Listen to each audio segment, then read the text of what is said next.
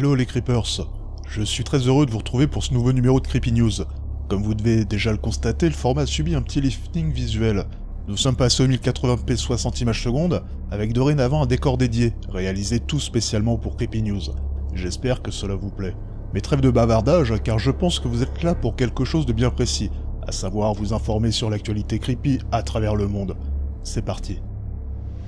Paranormal.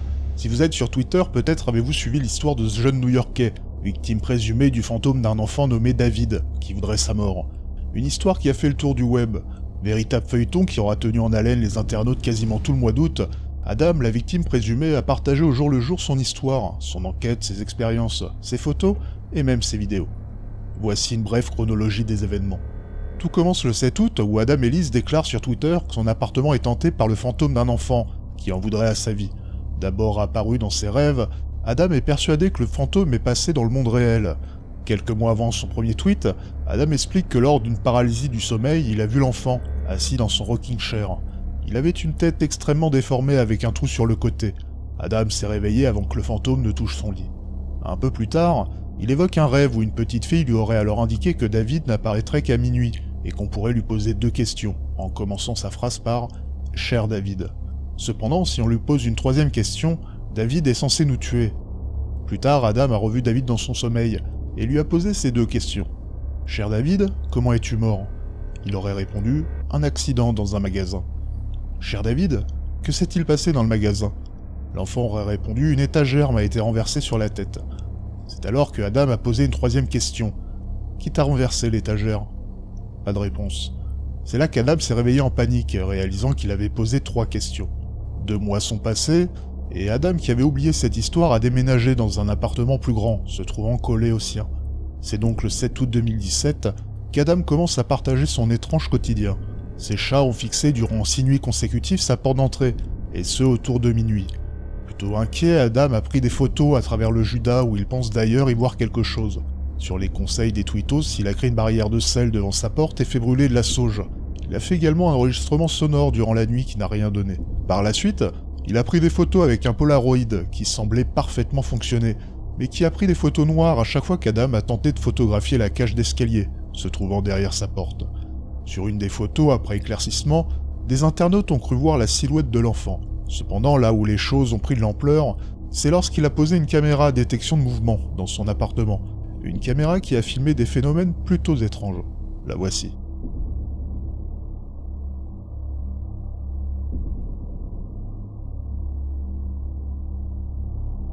Je pense que l'on sera d'accord sur la faible portée des preuves qu'a pu nous fournir Adam, que ce soit le comportement de ses chats, ou les photos et la vidéo qu'il a pu partager, tout est sujet à interprétation, aussi bien d'un point de vue pragmatique et rationnel que d'un point de vue plus spirituel. Bien évidemment, le boss de son histoire lui a fait gagner un nombre considérable de followers. Sans douter de sa bonne foi, le partage de son histoire a été un sacré coup de pub pour lui et son travail d'illustrateur. Pour ma part, j'ai pris un certain plaisir à suivre cette histoire. Cependant, je pense que ce feuilleton de l'été va sans doute faire des émules et donner des idées à certains. Gardons l'esprit ouvert, mais ne soyons pas pour autant naïfs sur les intentions de certains. Dans tous les cas, de nouveaux rebondissements ont eu lieu depuis cette vidéo. Pour les intéressés, le compte Twitter d'Adam Ellis est dispo dans la description. Mystère. La zone 51, située dans le Nevada, est sans doute un des lieux ayant généré le plus de fantasmes au monde. Lieu d'expérimentation de technologies extraterrestres pour les uns, voire lieu de captivité pour les extraterrestres de l'affaire Roswell pour les autres, l'existence de la zone 51 a été reconnue officiellement par la CIA le 15 août 2013 grâce à la publication de documents déclassifiés. Cependant, aucune mention d'extraterrestres ou de soucoupe volante dans ces documents, mais un plan du site, une confirmation de son emplacement et l'évocation d'un programme de développement d'avions furtifs conçu durant la guerre froide afin d'espionner les soviétiques. Malgré cette déclassification, les passionnés d'ufologie ou de théorie du complot n'ont pas stoppé leurs efforts pour découvrir ce qui se cachait réellement dans la zone 51.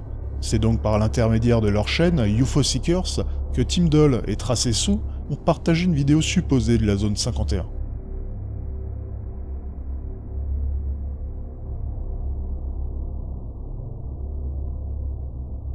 Le duo d'enquêteurs a dû partir en randonnée pour se rendre au sommet de la montagne Tikaboo Peak, afin d'avoir une vue dégagée sur la zone 51 se trouvant à 40 km de là.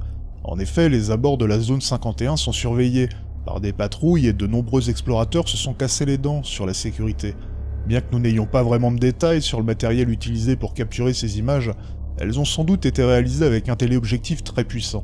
Je vous l'accorde, ce n'est pas avec cette vidéo que les secrets présumés de la zone 51 vont être percés. On constate qu'il y a des mouvements sur la base, mais impossible de déterminer de quoi il s'agit, au vu de la distance. Cependant, pour ceux qui sont intéressés par le sujet, cela doit faire un petit quelque chose de voir ce lieu mythique d'aussi près. Ce coup d'essai de la part du Faux-Seekers ne sera sans doute pas le dernier, et je ne serais pas surpris de les voir renouveler l'expérience, avec, je l'espère, des images un peu plus nettes. À moins que les fameux hommes en noir ne leur rendent une petite visite. Affaire à suivre. Creepy. Assumer sa passion du creepy et de l'étrange auprès de ses proches n'est pas toujours une chose évidente, sauf pour certaines personnes pour qui ce n'est plus une passion, mais un mode de vie. Rendons-nous à Ratomka, une ville de Biélorussie située à 5 km de Minsk, la capitale du pays, où les photos d'une maison pour le moins creepy sont rapidement devenues virales. Débutée il y a un peu plus de 10 ans, la construction et la décoration extérieure de la maison sont en passe d'être finalisées. Constituée de dizaines de crânes, de statues de démons en métal, pour le moins étranges, et des bras sortant des murs, les photos de la maison ont plutôt été appréciées sur les réseaux sociaux. Cependant, la bâtisse est loin de faire l'unanimité dans le voisinage. En effet, de nombreux riverains se sont plaints de l'aspect effrayant et malsain de la maison, allant jusqu'à porter plainte auprès des autorités locales. Pour le moment, rien n'a été fait. L'une de ses voisines s'est plainte de la vue horrible qu'elle avait de la maison. Entre les crânes noirs et la statue de démon pointant un arc directement sur sa fenêtre, elle ne cache pas son malaise. Les enfants et même les adultes ont peur de cette maison, et ce plus particulièrement la nuit, où les statues de démons en métal deviennent encore plus creepy. Les croyances et les superstitions ont également ressurgi. En effet, une des habitantes du quartier a indiqué qu'elle avait pris une photo de la maison pour la montrer à ses collègues de travail, pour ensuite l'effacer rapidement de son téléphone, celle-ci ne souhaitant pas avoir de tels démons dans la mémoire de son téléphone. Le propriétaire serait un homme d'affaires, ordinaire et plutôt discret d'après les voisins. Il se serait absenté pendant environ 8 ans, et serait réapparu il y a 2 ans, continuant ainsi son œuvre particulièrement creepy. Bref, si vous comptez vous rendre en Biélorussie un de ces jours, cette maison située à Ratomka risque d'être un passage obligé. Science. Courant 2014, j'étais tombé sur un article et une vidéo particulièrement impressionnante, où l'on pouvait voir un musicien jouer du violon, en pleine opération chirurgicale, et ce, sur son propre cerveau. Victime de tremblements de la main droite, Roger Frisch, un violoniste professionnel de l'orchestre de Wisconsin, n'avait plus le choix, et avait dû passer sur le billard sous peine de ne plus pouvoir exercer sa passion, qui était aussi son gagne-pain. Les tremblements étant trop légers pour en détecter la source, il s'est vu proposer de jouer du violon lors d'une anesthésie locale afin d'aider le chirurgien à trouver la source de ces tremblements et d'y apposer une électrode en passant dans un trou de 14 mm réalisé dans son crâne. L'opération aura été un succès. Si je vous parle de cet événement plutôt incroyable, c'est que l'exploit a été une nouvelle fois réitéré, mais cette fois au centre médical de l'université de Rochester aux États-Unis. Dan, un professeur de musique de 25 ans, s'est vu diagnostiquer une tumeur cérébrale bénigne. Seulement son opération n'était pas anodine, puisque la tumeur était logée dans une région du cerveau dédiée au traitement du langage et de la musique. Dan étant prof de musique, il y avait donc 3 objectifs derrière cette opération: retirer la tumeur, préserver sa raison de vivre et sauvegarder son outil de travail. La solution qui lui a été proposée était donc de jouer du saxophone pendant l'opération, afin de s'assurer que le chirurgien n'endommage pas la région du cerveau, d'où allait être extraite la tumeur. Dites comme cela, les choses ont l'air plutôt simples, seulement le cerveau de Dan a dû être cartographié en 3D, et de nombreux tests ont dû être réalisés par un certain nombre de spécialistes en cognition, pour identifier les zones de traitement de la musique, et ainsi ne pas les endommager pendant l'opération. L'opération demandant qu'il soit allongé sur le côté, il a fallu lui trouver un morceau à jouer ne nécessitant pas de profonde respiration, qui aurait pu faire bouger son cerveau pendant l'intervention. C'est finalement une chanson populaire coréenne qui a été choisie, et l'opération a été un succès. Vraiment très impressionnant. Insolite. En attendant la sortie du très attendu remake de ça, prévu pour le 7 septembre aux États-Unis et le 20 septembre en France, j'ai eu envie de vous partager le travail remarquable de Egan Tilghman. Cet ado vivant à Meridian, dans le Mississippi, a su capturer avec justesse et talent l'aura super creepy du nouveau Gripsou, alias Ça. En choisissant son frère Louis, âgé de 3 ans pour modèle, Egan Tilghman a littéralement créé le buzz, jusqu'à truster la première page du site web de Cosmopolitan, un célèbre magazine de mode. Âgé de 17 ans, cet ado a tapé fort, et confirme à quel point les clowns fascinent et dérangent à la fois, ce qui n'est de mon point de vue que le début d'un raz-de-marée. En effet, les clowns tueurs sont devenus peu à peu ce que l'on appelle un marronnier, aussi bien sur YouTube que sur des sites très sérieux d'information. Un marronnier dans le langage journalistique est un thème ou un sujet de peu d'importance, mais qui revient de manière récurrente chaque année, lors de périodes creuses. Par exemple, durant l'été, vous avez sans doute lu ou vu, comme chaque année, des reportages sur l'achat de fournitures scolaires pour la rentrée. Eh bien, pour les clowns tueurs, c'est pareil. Depuis quelques années, entre septembre et fin octobre, et plus particulièrement autour de la période d'Halloween, nous sommes littéralement envahis de vidéos, avec pour thème les clowns tueurs, et de mon point de vue, 2017 ne fera pas exception, au vu de l'engouement suscité par le remake de ça, et de la prochaine saison de American Horror Story, qui fera renaître le terrifiant clown de la saison 4. Le département de police de Pennsylvanie a dû d'ailleurs se fendre d'un communiqué pour informer la population d'une possible recrudescence de personnes déguisées en clown tueurs durant le mois de septembre, coïncidant ainsi avec la sortie du remake de ça. Bref, attendez-vous dans les semaines qui suivent à manger du clown tueur à toutes les sauces, et ce, tout particulièrement sur YouTube. Enfin, terminons avec le point culture. La série The Exorcist a été sans doute mon plus gros coup de cœur de l'année 2016. Bien évidemment, la série n'est pas exempte de défauts. En effet, elle souffrait d'un rythme en dents de scie et de quelques ratages niveau effets spéciaux, liés sans doute à un budget limité.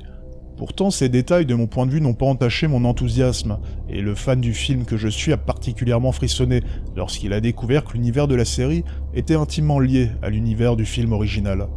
Seulement, faute d'audience et malgré des critiques excellentes, la série allait être annulée par la Fox. C'est donc très déçu, voire limite en colère, que j'ai regardé les 2 derniers épisodes de la saison, qui la concluait d'ailleurs de très belle manière. Cependant, c'était sans compter sur la mobilisation des fans sur internet et les réseaux sociaux. Ces mouvements n'ont généralement que peu d'influence sur les producteurs. Pourtant, et c'est assez rare pour le noter, la Fox a finalement décidé de laisser une deuxième chance à la série, en la renouvelant pour une 2e saison. La saison 2 devrait être radicalement différente, puisque seul le duo de prêtres de la première saison sera conservé.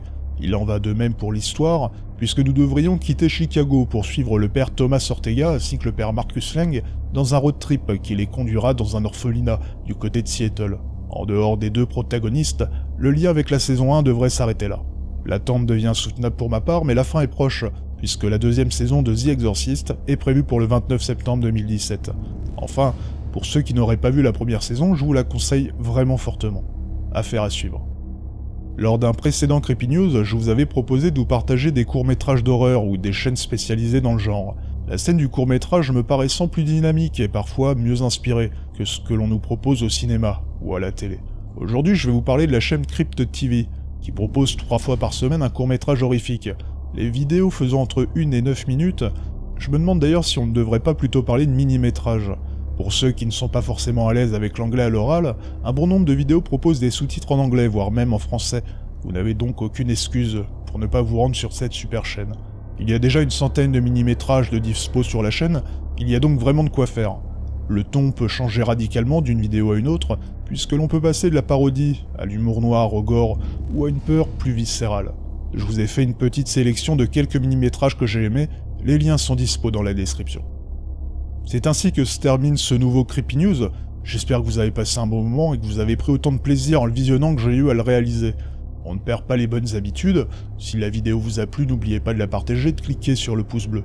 Enfin, pour les plus impatients, sachez que je n'ai pas encore lu tous les témoignages que vous m'avez communiqués en vue de la préparation de la vidéo Histoire Creepy spéciale abonné. Entre le formulaire et les messages privés sur les réseaux sociaux, nous en sommes déjà à plus de 120 témoignages.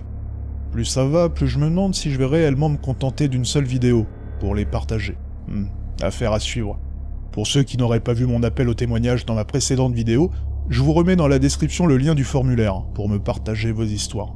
En attendant, merci pour votre fidélité, et surtout, faites de beaux cauchemars.